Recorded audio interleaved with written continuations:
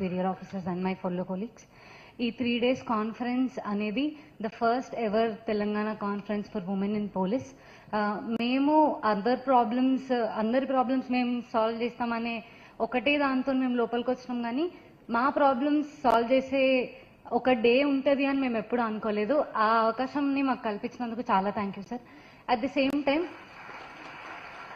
Same time early 20th century నుండి women police రంగంలో ఉన్నప్పటికీ ఎన్నో ప్రాబ్లమ్స్ని మనం దశాబ్దాలుగా చూస్తూనే వస్తున్నాము. దాని గురించి ఎప్పుడు ఎవరం వాయిస్ రేజ్ చేసినది లేదు. అట్ ద సేమ్ టైం ఇది రికగ్నైజ్ చేస్తారు అని కూడా ఎప్పుడు అనుకోలేదు. అట్లాంటిది ఇంతమంది ఆఫీసర్స్ ఈరోజు వచ్చి కూర్చున్నందుకు we had a very meaningful 3 day session. ఆ 3 day సెషన్లో కూడా ఏదో జస్ట్ ట్రైనింగ్ అయిపోయింది అట్లా కాకుండా గ్రౌండ్ లెవెల్ నుండి కానిస్టేబులరీ లెవెల్ నుండి right from PC to SP ఎవరెవరు ఎట్లాంటి ప్రాబ్లమ్స్ ఫేస్ చేస్తున్నారు, వాటికి ఎలాంటి సొల్యూషన్స్ తీసుకురావాలి అనే దాని మీద వెరీ మీనింగ్ఫుల్ డిస్కషన్స్ అయినాయి sir.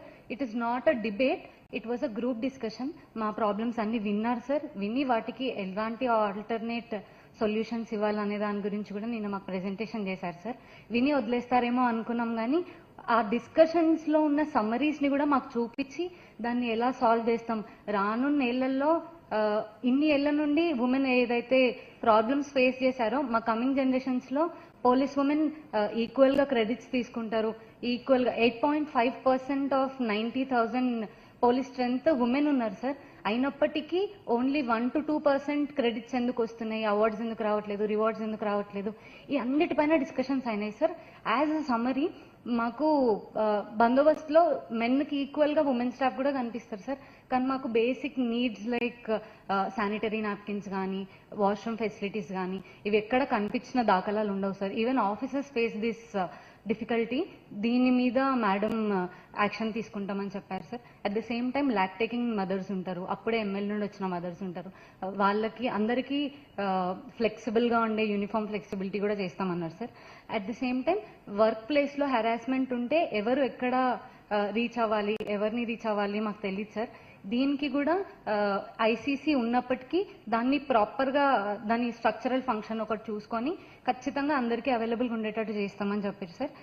At the same time మేము ఆడ్ అవర్స్లో తినడం, నిద్రపోవడం వీటన్నిటి వల్ల మా మెంటల్ హెల్త్, మా ఫిజికల్ హెల్త్ పాడవుతుందని చెప్పి ఈ 3 days కాన్ఫరెన్స్లో మా ఫిజికల్ హెల్త్కి ఒక సెషన్, మా మెంటల్ హెల్త్కి ఒక సెషన్ అండ్ మా ఫైనాన్షియల్ ఇండిపెండెన్స్కి కూడా ఒక సెషన్ కండక్ట్ చేసి ఇంటర్నల్గా ఒక ఉమెన్ ఆఫీసర్ పోలీస్గా ఉన్నప్పుడు ఎలాంటి డిఫికల్టీస్ ఫేస్ చేస్తారో బట్ అన్నిటినీ ఈ కాన్ఫరెన్స్ తర్వాత మేము ఎవ్వరం ఫేస్ చేయకూడదు.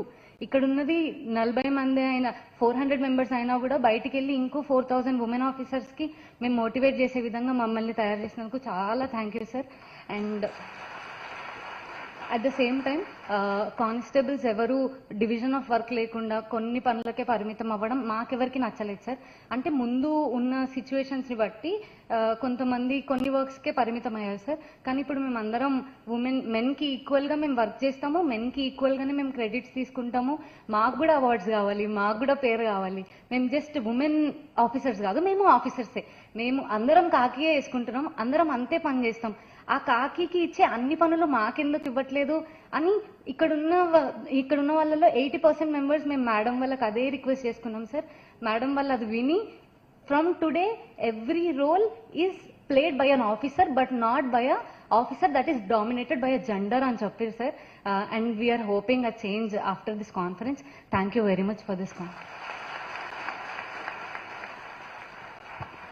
Thank you, Harika. Now I request Head Constable Officer B. Lata to come on to the dais and to share her experience. Lata, B. Lata.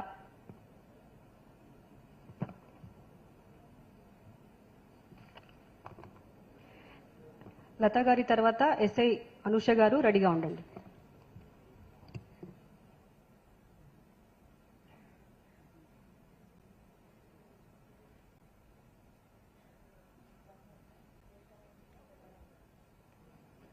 వేదిక అలంచిన పెద్దలందరికీ నమస్కారాలు సార్.